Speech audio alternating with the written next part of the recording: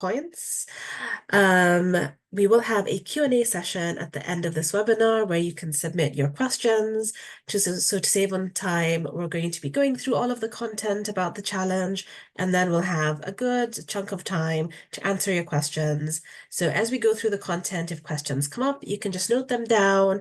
There is a little Q&A icon at the bottom of your screen you should see. You can add in your questions there already as we go through it, and we'll address them all when we get to the end.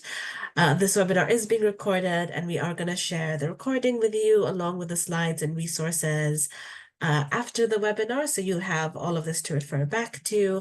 And I think you are all on mute already.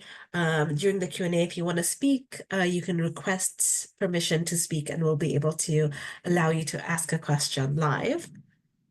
So your hosts today are myself, Naseen Watson. I'm a program manager at Challenge Works. And we also have Janet Southern McCormick, who will be joining me and taking you through all of the content.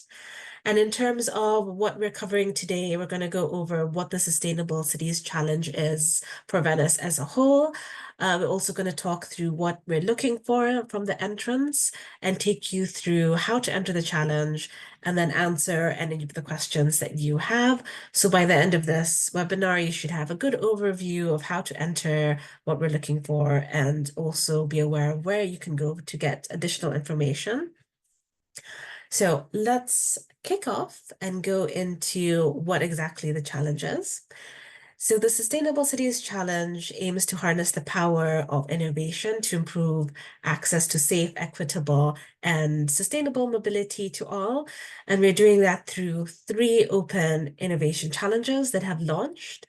So we're working with the City of Detroit to transform freight, and that's all about reducing the use of fossil fuels in fleets and trucks. Venice is about embracing sustainable mobility and increasing the use and adoption of existing low and zero carbon transport. And Varanasi is about innovating crowd flow and generating data-driven solutions to make the crowded areas of Varanasi safer and more accessible. And for today's webinar, we are going to be focusing on Venice. However, if you have any interest at all in Detroit or Varanasi, feel free to go to our website and you can take a look at either of these challenges. You can sign up to webinars about them, book in one-to-one sessions as well. But today we are focusing on Venice. And to kick us off, I'll start this video, which will give us a nice visual overview of the challenge.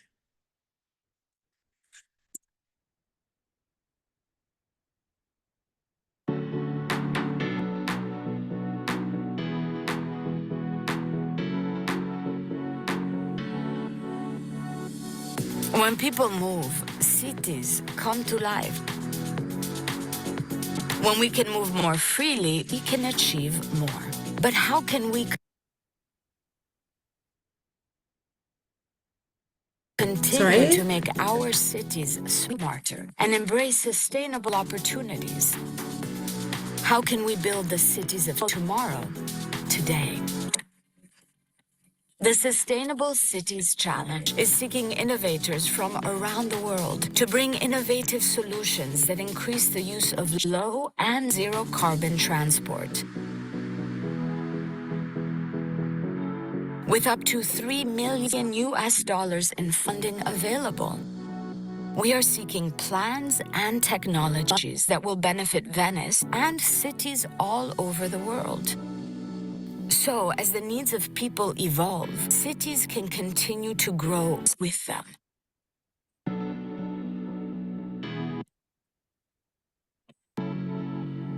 Together, we can work to build a more sustainable future and to help to transform the lives of millions of people.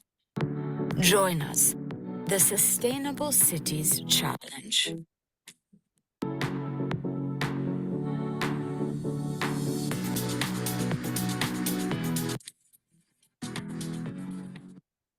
Great.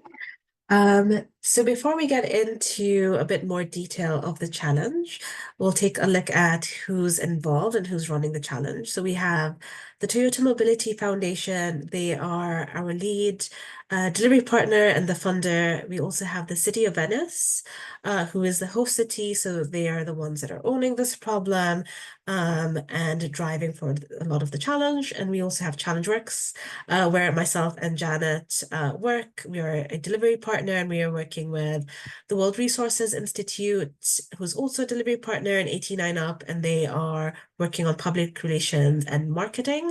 So if you see various people from these different organizations throughout your engagement before you enter, this is how we all fit together. So let's take a look into why Venice. Why would anybody be interested in opening a challenge in Venice or entering a challenge in Venice? And I think it's pretty self-explanatory. Venice is a very unique area. It has a varied mobility and cultural landscape. So Venice is one of the oldest, most iconic ports in the world. It's also a huge tourist and cultural center. And in addition, they have a very extensive public transport system with a huge, impressive range of low carbon mobility options that they've been investing quite a lot in. But they're not really seeing the residents make enough use of or take advantage of these low carbon mobility options. And the city would really like to see a lot more people engaging in what's already available. And it's not a unique struggle to Venice. Many cities do struggle to get residents to embrace new or sustainable modes of transport.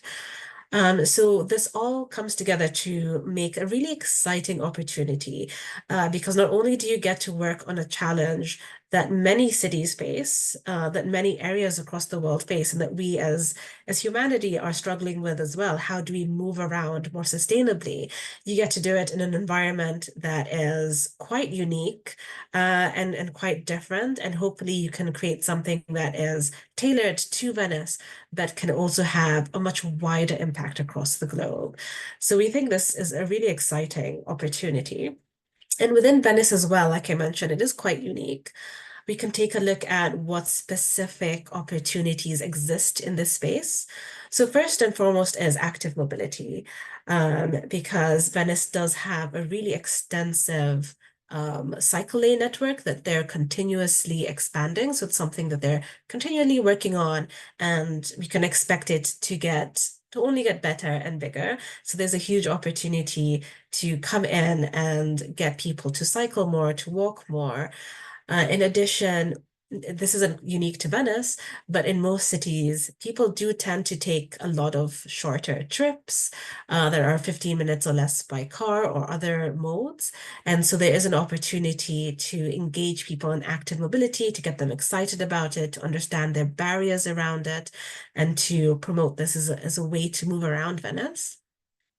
I have mentioned the public transport a little bit, and just to emphasize that there is a really decent public transport system available. And again, this is something that is getting even more sustainable, and the city is continuously expanding. They have 30 new electric buses. They have plans for 44 new ones to come in and are looking to get 90 fuel cell buses by 2026. In addition, they also have the waterways that they make use of. So by 2029, they're looking to get in 32 hybrid water buses available in the city. And if you ever have been to Venice or get the chance to go to Venice, you'll be able to experience this for yourself and see that actually there are buses, trains, trams, various types of transport by water, land, and rail that are available. And so there's an opportunity to make use of what's available there and get people to use those as they move around the city more. And then shared mobility, of course, is something that is available across many cities more and more. And in Venice in particular, they have quite a good range available.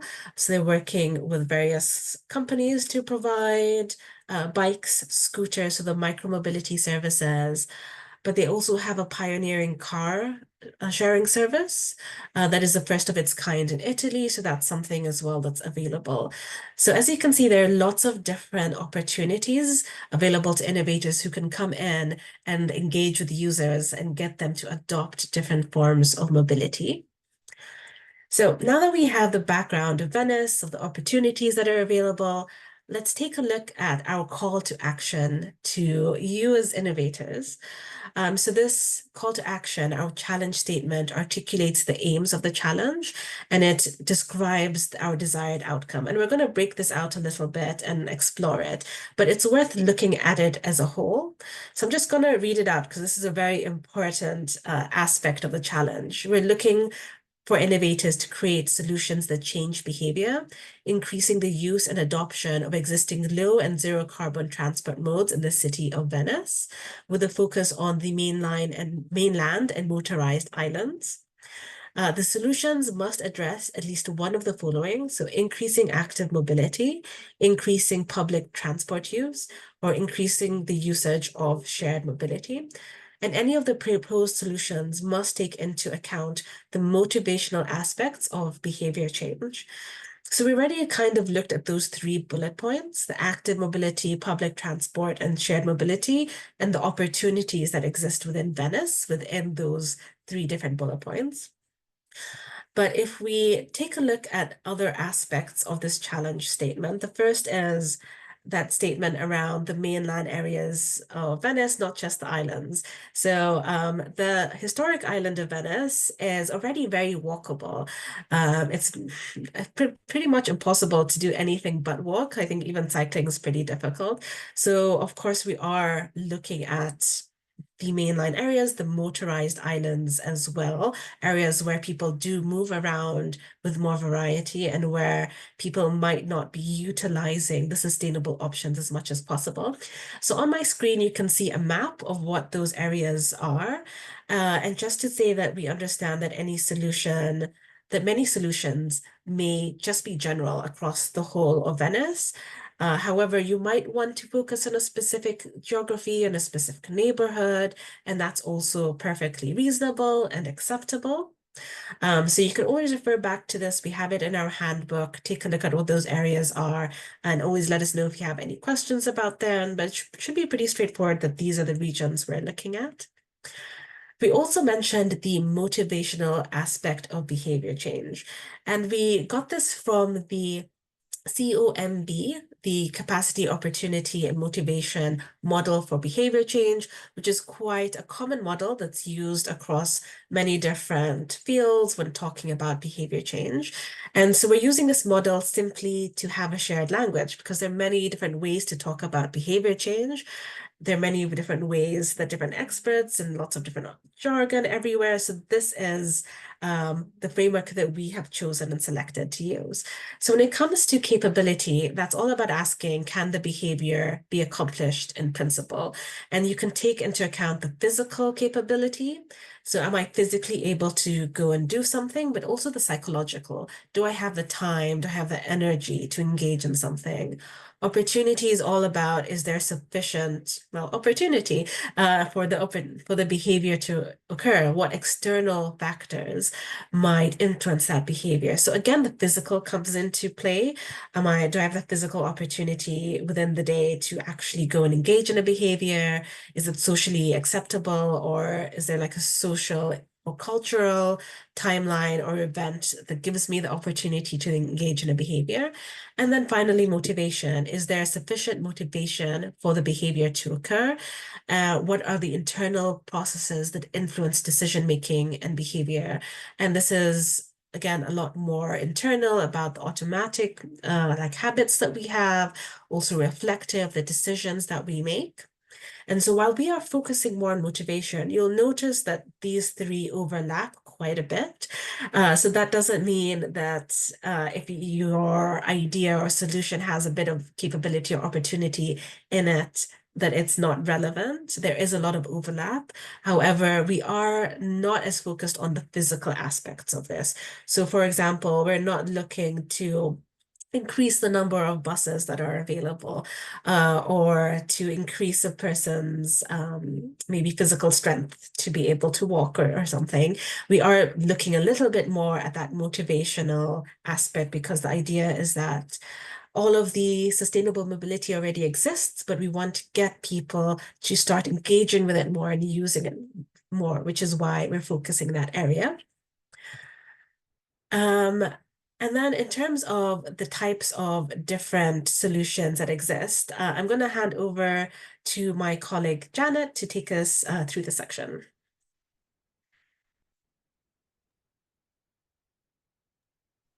Brilliant. Thanks, Naseen.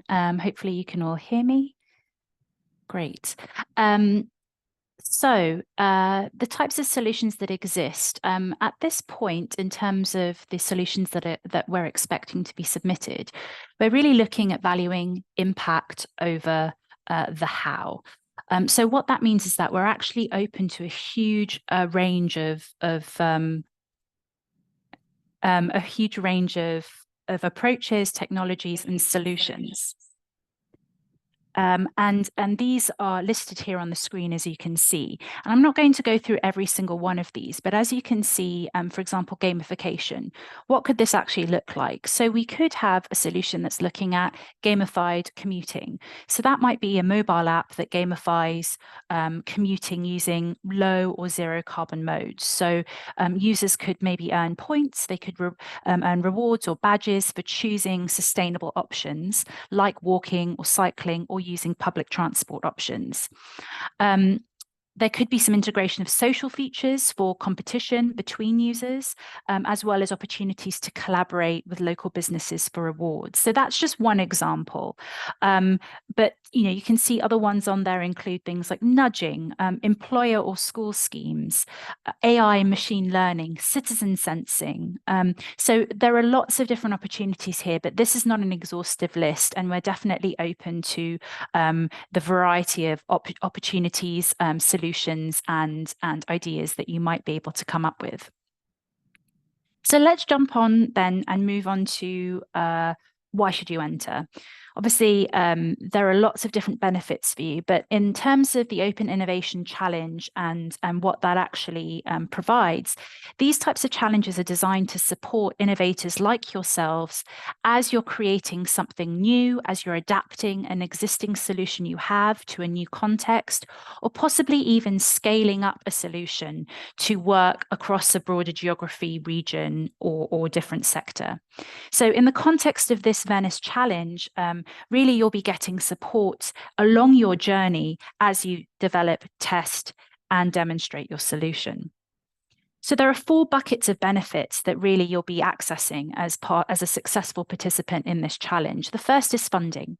So as a semi-finalist, you would receive 50,000 USD.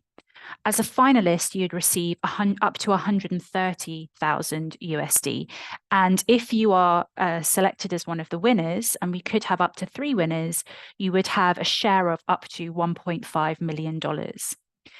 The other bucket of benefits is an Innovator Academy. Now, this is really about bringing together innovators, so the cohort of semi-finalists that you would be a part of, various other stakeholders, including those from the city, and really giving you an opportunity to explore what's happening on the ground, giving you that first-hand insight so you can really gauge how your solution can fit the context with your first-hand insight. The third bucket of benefits is connection. So being able to have such close proximity, engagement, and collaboration with the city of Venice is critical here. You as potential innovators and operators probably know that very well.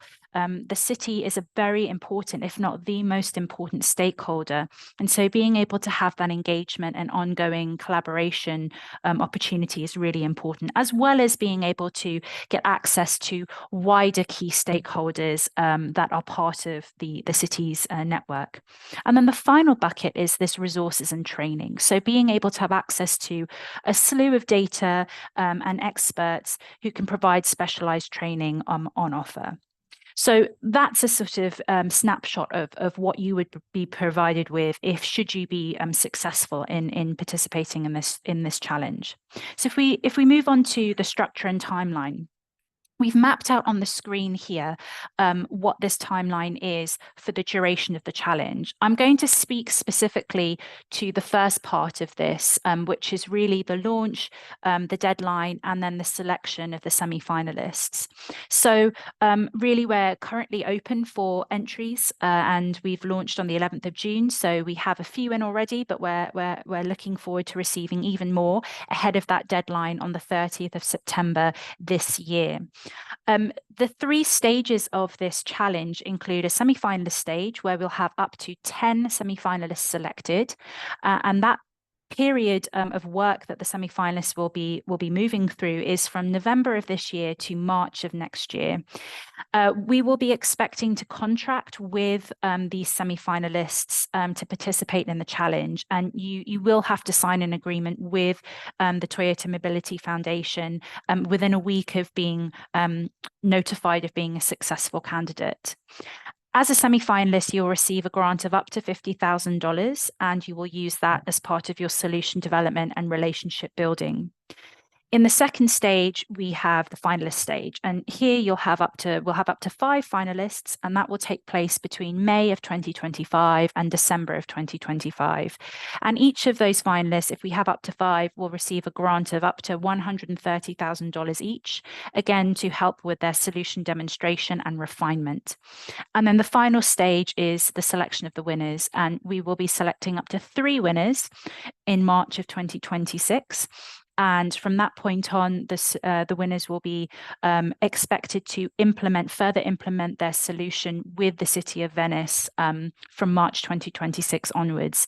And those winners will receive a share of up to $1.5 million to implement that solution. And it's really important that all funding be used to develop, test, demonstrate, and implement your solution in the City of Venice. That's really, really critical. One final point to note is for the semi-finalist stage, that Innovator Academy that I talked about previously will be taking place in Venice from the 14th to the 16th of January of 2025. So it's a really important date to just bear in mind if you are applying for this challenge and submitting an entry. We will require successful semi-finalists who are chosen to participate in that academy. If we move on then to what we're looking for. So I'll talk a little bit about the eligibility criteria. And these are really important. These articulate who can enter the challenge. And if you don't meet the criteria, your entry will not be accepted. So as you can see on the screen here, there are a number of different ones. And I will go through these line by line because I think they're important for everyone to be able to have clarity on. So the first is that your solution must be specifically tailored for and implemented within the City of Venice. And just remember, thinking about that geographic focus and the scope that Nassim had mentioned earlier and the particular, what we mean by the City of Venice. So just bear that in mind. Entrants to the challenge can be single organizations, or you can actually submit an entry as a consortia. If you do enter as a consortium, you must nominate one organization as the lead entrant, because that organization will be entering into contracts and receive funding from the Toyota Mobility Foundation. It goes without saying that any entrants must be established as a legally incorporated organization. That's really important. And of course, this is a global challenge. So we are open to innovators who are located around the world, but the entries must be in English, and the support and the activities that we'll be running as part of this challenge will all be delivered in English. Successful entrants to this challenge must be willing to and able to travel to the City of Venice because there will be expectations for on-the-ground presence, as I mentioned, that Innovator Academy that's taking place in January of next year. And finally, there must be ownership or the ability to license and use relevant intellectual property if that's part of your entry. So it's really important that you check all of that. We won't be able to give you specific legal advice on the protection or exploitation of intellectual property, and we expect that you own all of the resulting IP that may be registered on a local basis. So really be clear on all of that, and get your own independent guidance if you don't have clarity or you have questions around it. So let's then move on to the next layer of criteria, which is the judging criteria. And these are really important because they'll be used to assess and select the semi-finalists and also later on the finalists and the winners. So these will be applied to all eligible entries that we receive. And you can see that the criteria cover 5 areas: innovation, impact, usability, viability, and team capacity. If we just jump to the next slide, you can see a little bit more detail here. Again, I'm not going to go into kind of a line by line of this, and you have access to this via the entrant handbook. So I definitely advise you to look at this in close detail. But to go through this in brief, in terms of innovation, the solution should be significantly different from what has already been tried in Venice, and it needs to address that motivational aspect of behavior change that Nassim was talking about earlier. In terms of usability, it should clearly identify the target user group that you are looking at. And it needs to demonstrate, your solution needs to demonstrate that you have understanding of the needs, the preferences, and the behaviors of those users, as well as a plan to engage with them, a feasible plan to engage with them to really improve and strengthen your solution. In terms of impact, we're really looking to see a demonstration of the potential to increase the adoption or use of sustainable transport options in Venice, and a plan to collect baseline data and ongoing KPI data collection throughout your participation in the challenge. In terms of viability, we want to see a clear and realistic business or operational model that really outlines your pathway to financial sustainability. And finally, in terms of team capacity, this is a critical one. We want to ensure that you have adequate team, equipment, technology, resources at your disposal. You have the expertise and the skills required to develop and refine your solution, that you can leverage any partnerships, networks, or collaborative opportunities, and that you're able to work in the city of Venice, and that you meet any legal or regulatory requirements. So these are really important. Again, go into the entrant handbook and look at these in a lot more detail and make sure that you fully understand those. And finally, if we move on to entering the Venice Challenge and what that looks practically. So we do have an online form that you are required to fill out before the deadline on Monday, the 30th of September at 2 p.m. Central European Summer Time. The entry form has to be completed online. We do provide a downloadable PDF entry form that you can look at and prepare, offline until you're ready to submit online. On the online platform, it does automatically save as you go, but this just provides people with an opportunity to do a paper version. Some people are a bit more comfortable with doing that and then transferring that online. Before you do submit your entry, do make sure that you read a number of other documents. So our challenge terms and conditions, the privacy policy, and then of course, as we've already kind of taken you through, the eligibility and judging criteria and that challenge statement. Make sure you really understand those elements and how your solution meets all of those requirements. The entry form itself is made up of 4 different sections. The first is your details, so basic details about your organization, the main point of contact, and alternative contacts. This won't be assessed. This is really enabling us to do some ongoing due diligence processes and eligibility checks. The second section is your solution. So this is really about you explaining what your solution is, how it fits to the challenge statement, and how it meets the judging criteria. And this will be assessed and scored against the judging criteria. The third section is this additional information, and that really helps us with our impact reporting and due diligence checks. this won't be assessed.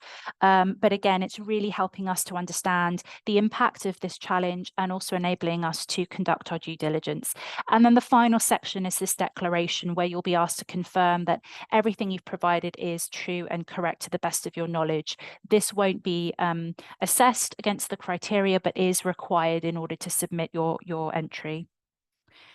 So with that, I think we're just going to do a super quick poll.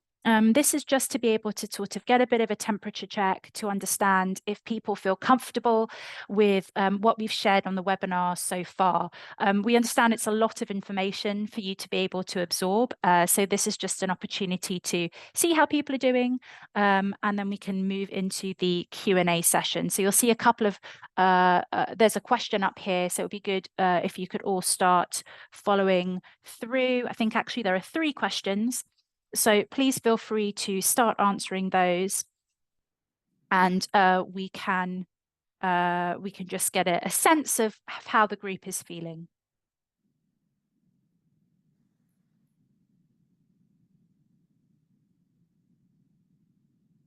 I'm seeing a couple of yeses and also a couple of, sorry, 1 yes and 1 somewhat, and I'm not sure. Appreciate the honesty. There is a lot of information here. So, and these webinars are really for you to be able to ask your questions and ask those clarifications that you may have. We've got a few more that have come in, a few more for good understanding, a couple that have said, no, they don't know where to get more information, so we can address those questions in the Q&A. A couple more people, if you feel like completing this poll, please do go ahead.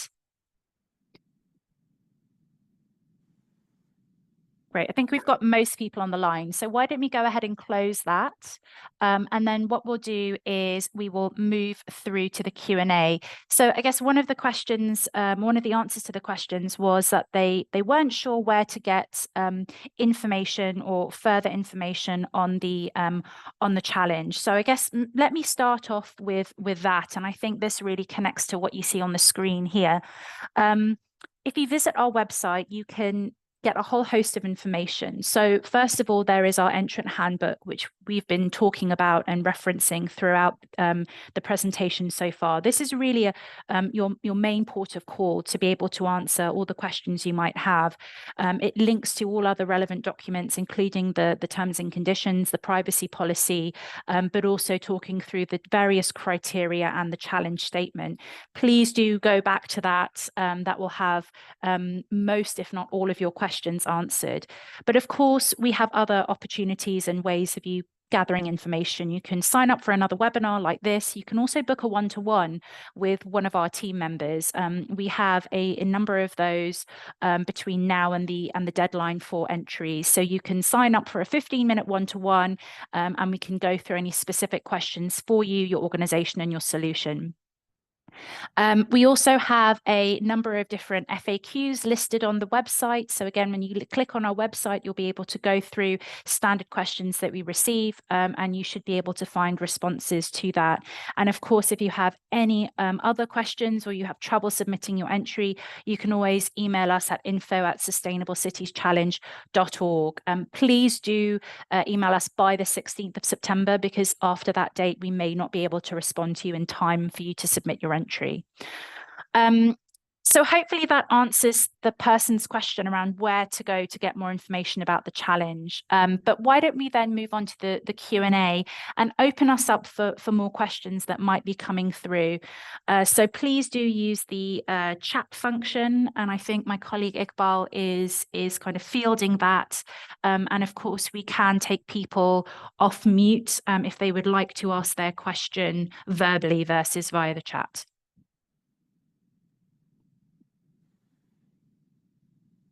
And I think we already have one question coming in from Hayne. Should we contact the city directly if we have any questions? And I'll take that one. And just say that actually, no, you shouldn't contact the city directly, because they might not know who to direct you to. It will be maybe quite a large burden on them. We do have a dedicated team working on the challenge. So if you're able to email the info at Sustainable Cities Challenge.org, which is in the chat, and also go to the website, book a one-to-one. So please do go through us as the challenge team, and we'll be able to answer any questions. And also, if there is anything that we need to ask the city, we can directly engage with them. I'm going to mark that as done. And I also see George's hand is raised. So I'm going to give George the ability to speak, and feel free to ask your question.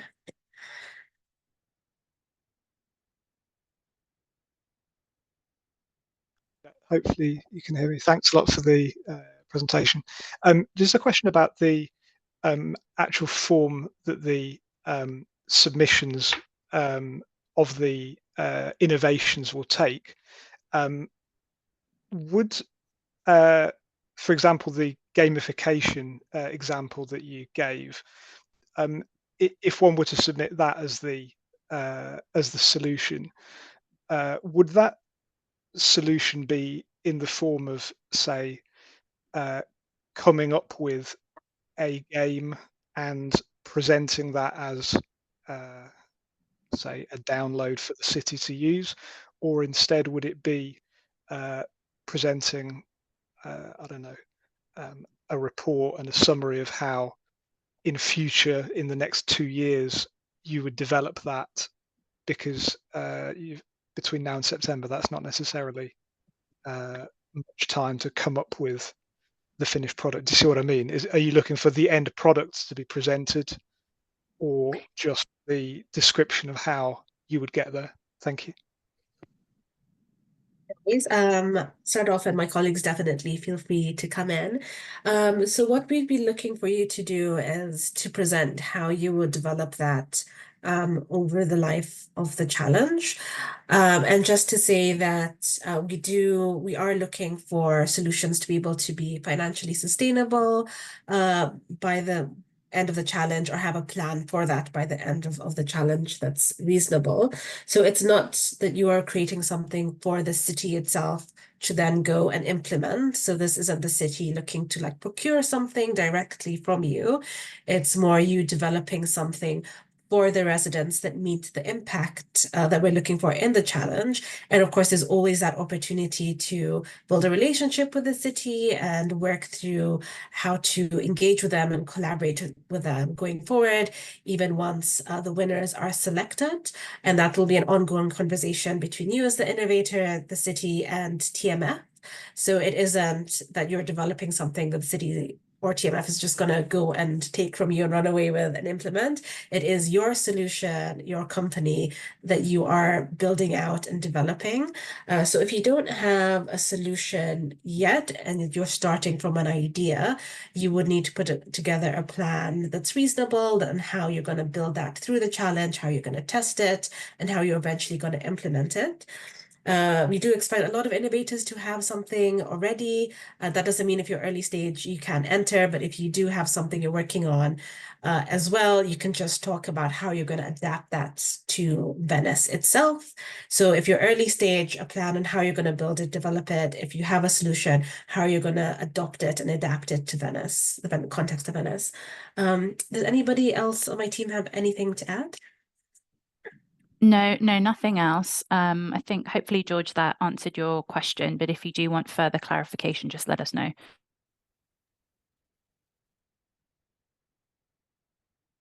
It did, thanks. Thank you, George. And I see a question coming in. Behavior change could be hard to achieve in a short time within the challenge timeframe. How should we show the impacts? That's a really great question. So I'll start off by saying that, of course, it's not feasible to show impact on like a population-wide level at this stage. We are looking for impact at a much smaller scale right now. So we do expect innovators to be testing their solutions with users and engaging with people on the ground. And if you're able to show the impact you're having at that scale, and then be able to project, okay, based on the data I have right now, what does this mean if I do this at a larger scale? So we're not looking for behavior change to be shown at that population level at this stage, but we do expect some data with the users that you're working with. I hope that answers your question. And of course, the team, if there's anything to add, always feel free to add it in.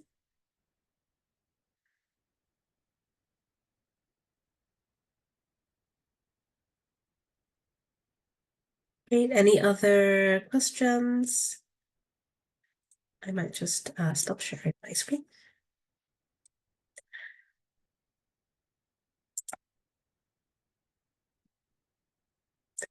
I'll give everyone a moment to think through.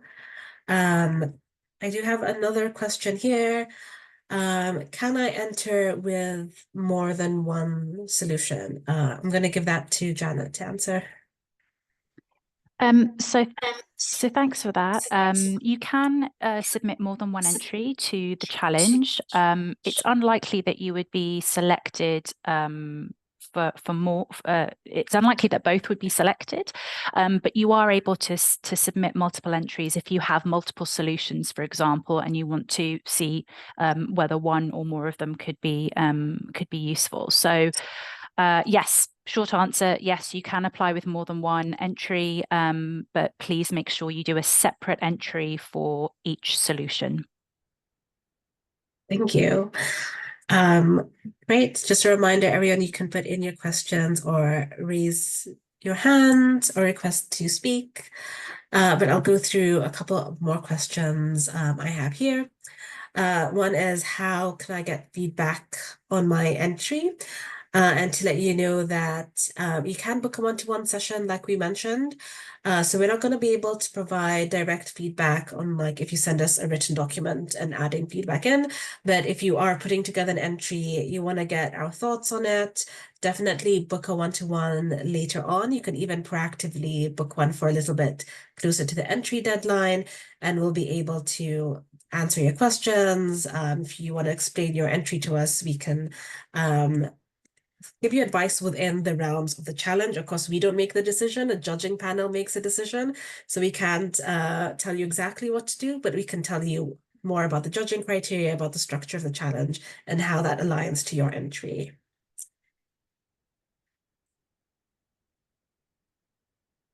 Great. Any more questions?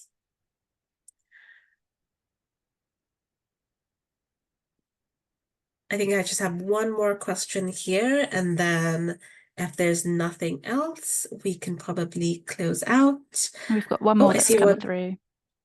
Oh, great. Where can we get more information about the city's transport landscape and their usage? That's also a great question. So definitely attend our webinar on the opportunities for innovation. So if you haven't signed up to that, please sign up to that as well. As I mentioned, you can book a one-to-one session. In the handbook, if you scroll towards the end of the handbook, you'll see that we have linked out some information there. However, I do want to say that we don't have all of the information right now, and we are conducting a survey as a challenge on the transport landscape and use. And so by the time we're selecting semi-finalists and you're beginning to work on your solution, we should have some more detailed information about the City of Venice in and of itself, because we do have data at the regional level that might be useful for you to look at. Definitely take a look at that. We have data at the metropolitan level that we've included in the handbook, but at that very specific city level, we don't have all of the data. So we will share that once we have some time. But if you have specific questions, email them to us. If we can answer them, we will. Another question is, if the solution we want to propose requires technical development, at what stage should we plan to physically implement or at least make a testable prototype? So if it does require that physical development, I would say that look at our timeline and see what's feasible for you. In that first stage, we are expecting you to be able to go into the City of Venice and understand more about the specific landscape, the specific requirements there, your users, and start to adapt your solution to that. So it might be that you want to spend that phase working on adopting or adapting your solution to it, and then going into the real physical implementation in the second stage. But it's really hard to say without knowing more about your solution. So definitely I'd recommend booking a one-to-one session to talk that out a bit more, because it could be that you can already start doing something very physical right from the very beginning, and adapting it and doing that iterative process. That might be actually a bit better to iterate. So yeah, it's very hard to say. But Janet, do you have anything to add to that? Yeah, just to say that throughout every stage, so the semi-finalist stage, but also the finalist stage, we're expecting the teams to be testing and demonstrating their solutions. So there isn't one point of testing and or technical development, and that's it. As part of this, there's an iterative process. So really, you're going through a bit of an agile, iterative tunnel of technical development, demonstration, testing, and then moving through that on a continual basis. So you may end up testing or doing physical technical development in 3 rounds during the semi-finalist stage, or you may just do it once. So it really, as Nassim says, depends on the specifics of your solution and the stage of its maturity. Exactly. Does anybody else in the panel have anything to add? No? Thank you. I hope that answered your question, but any follow-ups, let us know. And the second question, does the development cost have to correspond in some way to your funding, or can it be lower? I would recommend that it corresponds to the funding, to make sure you're utilizing that as much as possible. It would be interesting to understand how like it might be lower, but I don't know, Janet and Trey as well, if you have any thoughts on that. Yeah, I think it really, again, it depends on the solution that you're developing, right, Emmanuel? It really depends on the technical requirements, how mature it is, and the costs of your testing, development, demonstration. So it could be lower, but also it could be higher. And so really the funding that you would be provided as a semi-finalist is in some ways it could cover your costs completely, or it could just be subsidizing. And so you would have to make up the difference. Let's say, it costs $60,000 and, right, we've given you $50,000 as a semi-finalist, you will have that 10,000 that you'll need to make up. So it's just something for you to bear in mind, that this is meant to be an incentive to be able to help and support you through that journey of solution development, but it's not necessarily meant to be the silver bullet to address all of the requirements. Hopefully, Exactly. Emmanuel, that helps. But yeah, Nassim, sorry. Oh, no worries. And also to say that there might be additional costs from, for example, communications that aren't directly related to the development of your solution that you could add on. So if you're like, okay, developing it is actually going to cost only 80%, the other 20%, I would definitely encourage you to think of different ways to support your solution and just make the most of the funding to be able to get to that stage of being a winner and accessing those funds. So again, if you want to get into specifics, more than welcome to book a one-to-one with us and we can chat through that. Great. Next question, how much time do we have for actual implementation, assuming that we win? And I'll actually hand this over maybe to Trey if you're around. If not, I'll take it. Oh, there I'm we here. are. Yes, I've just been lurking in the background. But can you repeat the question real quick? I apologize. No worries. How much time do we have for actual implementation, assuming that we win? How much in terms of funding? Is that the question? How much time? Time. Okay. Well, it's a little bit different depending on the city. So for Venice, specifically, if you're selected as a semi-finalist, there will be approximately about 18 weeks of onboarding, and then go and see within the city, where then you will be spending time developing your submission for the finalist stage. And then if you're selected as a finalist in Venice, there will be about a 32-week period. So the majority of 2025 for finalists that will be doing implementation and demonstration. And then at the end of 2025, where we will then require a final submission from the finalists. And then the winners will be announced in 2026, at which point the funding that you would receive as a winner would then be used to continue the work within the city. So, but there's nuances between Detroit, Venice, and Verona Sierra Venice as an example. But they all kind of range somewhere between kind of 20 and 25 weeks for the semifinalist stage, and then closer to between 27 and 28 weeks, up to 32 weeks for the finalist stage.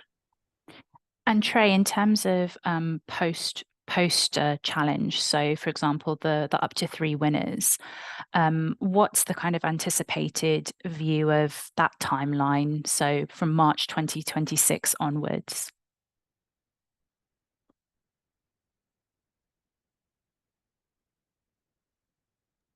Can anybody hear me? Hello?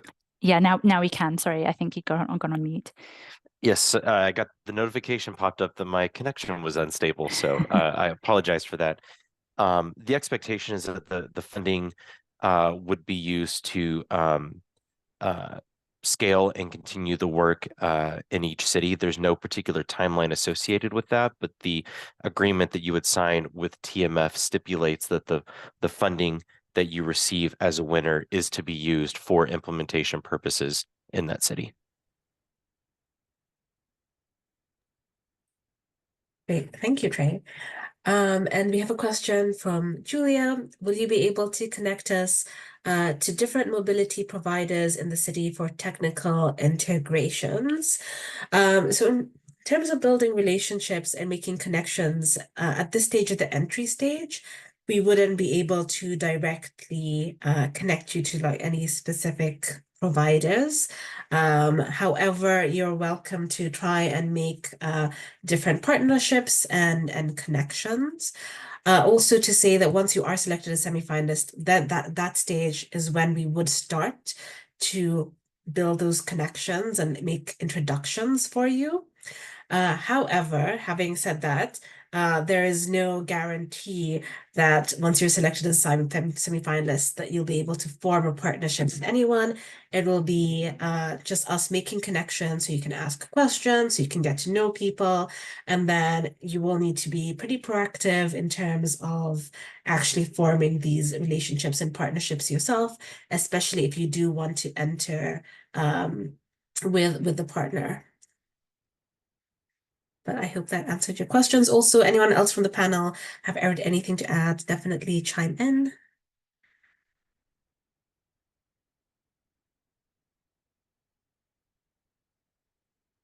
Great. I think we have about 5 minutes left. So any last minute questions, feel free to add them in the chat. But as we see if anything else comes in, just to say thank you all so much for coming and for attending. And thank you for staying through the whole process and for your really valuable and interesting questions.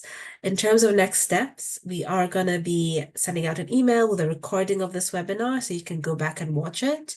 All of the questions that you asked, we will take note of, and we will update our website in the FAQ section. So you can always go back and refer to that there.